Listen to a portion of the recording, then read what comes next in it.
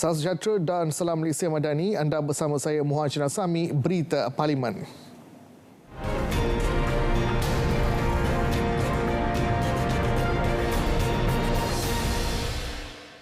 Pelaksanaan rasionalisasi subsidi memerlukan mekanisme yang cekap dan telus bagi memastikan ia tidak membebankan rakyat pada masa sama dapat menangani defisit fiskal negara.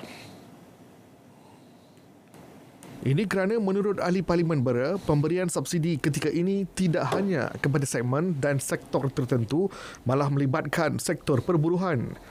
Subsidi bersasar diperkenalkan berikutan kerajaan terpaksa menanggung beban kos subsidi yang kini mencecah hingga 80 bilion ringgit setahun. Datuk Seri Ismail turut membangkitkan mengenai kecekapan pangkalan data yang baru diumum kerajaan untuk memastikan hanya golongan yang benar-benar layak sahaja menerima subsidi. Beliau berharap perincian mengenai mekanisme dan kriteria mereka yang layak dapat diperjelaskan sebelum subsidi bersasar ini dilaksanakan tahun depan. Dalam pada itu, Datuk Seri Ismail mencadangkan agar cukai barang dan perkhidmatan GST diperkenal semula kerana sistem tersebut terbukti jauh lebih cekap, telus dan adil berbanding cukai jualan dan perkhidmatan SST. Ketika GST dihapuskan pada 2018, negara hilang kira-kira 20 hingga 30 bilion ringgit setahun akibat black economy, aktiviti ekonomi yang tidak direkod dan tidak membayar cukai kepada kerajaan. Berhubung cadangan kerajaan menaikkan SST daripada 6.0% kepada 8.0%, meskipun tidak melibatkan makanan dan minuman, ia berpotensi beri kesan berantai kepada semua aspek sekaligus mendorong kenaikan harga barangan asas.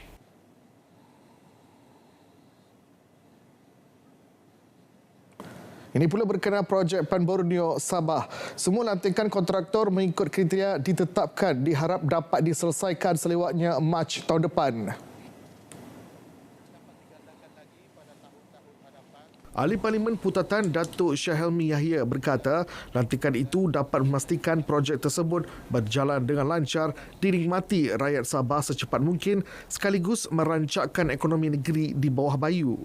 Malah beliau juga berharap peruntukan turut diberikan terhadap isu penyelenggaraan jalan-jalan persekutuan dan jalan cerun agar ia lebih selamat dan selesa digunakan rakyat. Selain itu, lebih banyak projek bekalan air yang tertangguh diberi perhatian supaya bekalan air khususnya di kawasan luar bandar terus terjamin. Beliau juga menyambut baik tambahan peruntukan kepada 6.6 bilion ringgit untuk pembangunan infrastruktur di Sabah menerusi Belanjawan 2024.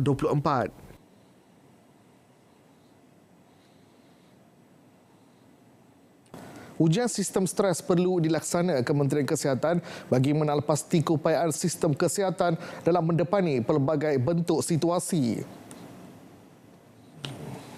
Menerusinya, kelemahan dapat dikenal pasti. Seterusnya, mencari langkah bagi mengatasi masalah tersebut. Ahli Parlimen Balik Pulau Muhammad Bakhtiar Wangcik berkata, situasi tersebut bukan sahaja tertumpu kepada penularan wabak, malah ancaman bencana alam serta isu-isu berbangkit di peringkat kementerian termasuk isu buli dihadapi doktor baharu. Selain itu, simulasi dengan agensi dan entiti berkaitan turut perlu dilakukan bagi melancarkan lagi prestasi sistem kesihatan negara. Dengan peruntukan terbesar sebanyak 4.89 bilion ringgit yang diterima, KKM perlu mengoptimumkannya bagi memastikan sistem kesihatan negara berupaya menangani setiap situasi.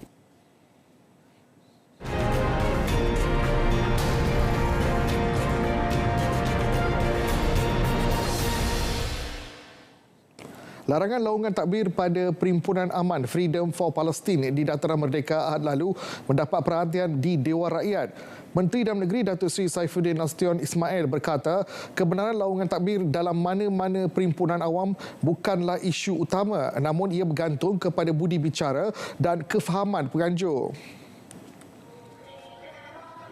Menurut Akta Perhimpunan Aman 2012, terdapat 3 komponen penting iaitu tanggungjawab penganjur, tanggungjawab peserta perhimpunan dan tanggungjawab polis. Dari segi undang-undang lain seperti saya sebut semalam dalam jawapan saya pada Paguh, Kanun Keseksaan, Akta Hasutan 48 atau Komunikasi dan Multimedia. Bermaksud Perlembagaan dan akta-akta tersebut dianggap sudah memadai dalam perkara menguruskan sesuatu perjalanan perhimpunan awam. Beliau menjawab soalan dari Wakil Machang Wan Ahmad Faizal Wan Ahmad Kamal. 256 projek sakit swasta berjaya diselamatkan hasil pemantauan berterusan pasukan petugas khas projek perumahan swasta sakit dan terbengkalai TSFT. Ia membabitkan kejayaan menyiapkan pemajuan sehingga mendapat sijil penyiapan dan pematuhan CCC serta mengubah status projek menjadi lancar. Jumlah ini meliputi sebanyak 28,363 unit rumah dengan nilai pembangunan kasar ataupun GDV sebanyak 23.37 bilion. Secara pecahannya, pemajuan yang berjaya menerima CCC adalah sebanyak 225 projek atas 19,945 unit dengan GDV bernilai 18.9 bilion ringgit. Manakala sebanyak 31 projek atau 8,418 unit rumah projek sakit telah bertukar menjadi lancar mengikut tempoh penyiapan yang ditetapkan dengan melibatkan GDV bernilai 5.28 bilion ringgit. Perolehan 3 kapal Multi-Role Support Ship MRSS akan dibuat dalam rancangan Malaysia ke-13 bermula tahun 2026. Ia hasil penelitian dokumen strategi program transformasi armada TLDM 1525. Fokus TLDM masa kini lebih tertumpu kepada program peningkatan keupayaan aset kombatan yang lebih kritikal seperti meneruskan perolehan kapal Littoral Combat Ship LCS dan perolehan kapal Littoral Mission Ship Batch kedua. Dan perolehan kapal MRSS ini akan dirancang dalam rancangan Malaysia ke-13 yang akan bermula pada tahun 2026. Beliau menjawab pertanyaan Wakil Lumut Komander Nordin Ahmad Ismail.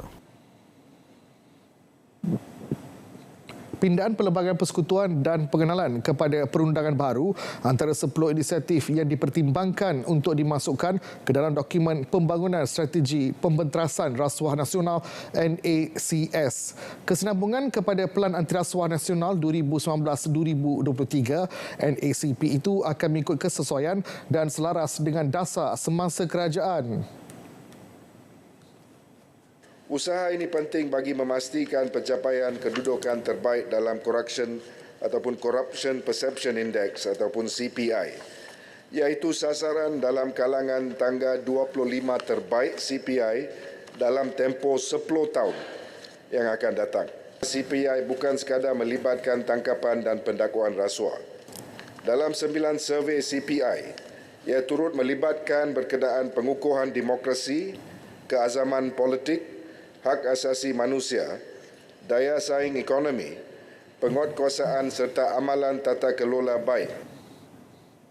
Sementara itu, Ram Karpal memaklumkan sehingga suku kedua tahun ini, 68 daripada 111 inisiatif NACP telah siap dilaksanakan, manakala bakinya akan diselesaikan menjelang Disember ini. Tinjauan sedang dilakukan Pejabat Setiausaha Persekutuan Sarawak berhubung pembinaan bangunan guna sama di negeri itu. Ia mengambil kira keperluan menggantikan bangunan lama dengan menyediakan ruang pejabat yang mencukupi kepada kaki tangan. Tinjauan itu dijangka selesai pada hujung bulan ini. Hasil tinjauan dijangka diperoleh pada penghujung bulan Oktober ini yang berhormat. Dan gunakan tinjauan perancangan pembangunan bangunan guna sama persekutuan ini nanti di sesuatu daerah atau bahagian tertaluk kepada keperluan berdasarkan hasil tinjauan pejabat SOP yang dilaksanakan selain daripada kelulusan pihak kerajaan berkenaan yang berhormat. Ini juga kita mengambil kira peruntukan Kementerian Kewangan juga, Ibu Mat. Beliau menjawab pertanyaan Wakil Lawas Dato' Henry Sam Agong. Usaha mengkomersialkan hasil R&D tempatan terus diperkasa. Ia dilaksana menerusi program penggunaan barangan dan perkhidmatan hasil R&D tempatan MySTI dalam perolehan kerajaan. Pemerolehan kerajaan memberi keyakinan kepada bakal pembeli terhadap barangan dan perkhidmatan hasil R&D tempatan serta seterusnya boleh dipasarkan dengan lebih strategik dan sistematik di pasaran terbuka, tempatan dan juga luar negara. Beliau menjawab soalan Wakil Kuala Terengganu, Datuk Ahmad Amzad Muhammad. 8.15 juta nombor telefon kitar semula setakat ini. Menteri Komunikasi dan Digital Fahmi Fadzil berkata jumlah itu direkodkan daripada 49.4 juta nombor telefon yang aktif. Menurut beliau, bagi menangani masalah dan kurangkan risiko berkaitan panggilan kepada pengguna nombor lama, nombor yang tidak aktif akan memasuki tempoh kuarantin sekurang-kurangnya 6 bulan sebelum boleh digunakan semula oleh pengguna baru. Jika terdapat panggilan yang mengancam keselamatan pengguna baru, disarankan supaya laporan polis dibuat dengan segera. Sekiranya pengguna berhadapan dengan jenayah penipuan, pengguna hendaklah melaporkan perkara tersebut ke talian bantuan Pusat Respons Skam Kebangsaan atau NSRC pada nombor talian 997. Beliau menjawab soalan Wakil Ampang Rozia Ismail yang ingin tahu kemungkinan kerajaan menetapkan dasar membatalkan terus nombor kitar semula demi menjamin keselamatan dan ketenteraman pengguna. Fahmi turut memberitahu 80 aduan berkaitan nombor kitar semula diterima Suruhanjaya Komunikasi dan Multimedia Malaysia SKMM sejak tahun 2021.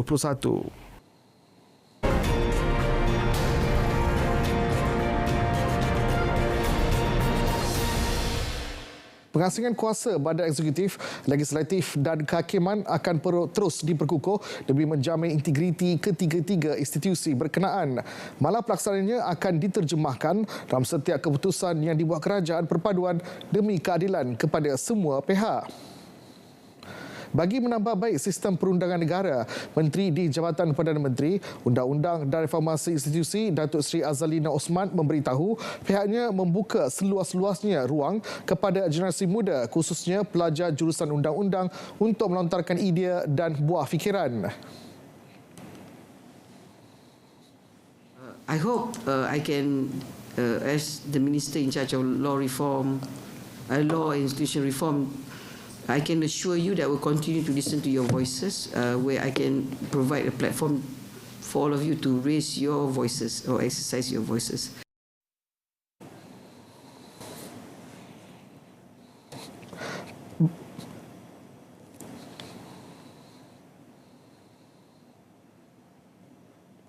Baik, berita Parlimen berakhir di sini. Saya Muhammad Cina Sami. Salam hormat, salam Malaysia Madani dan selamat malam.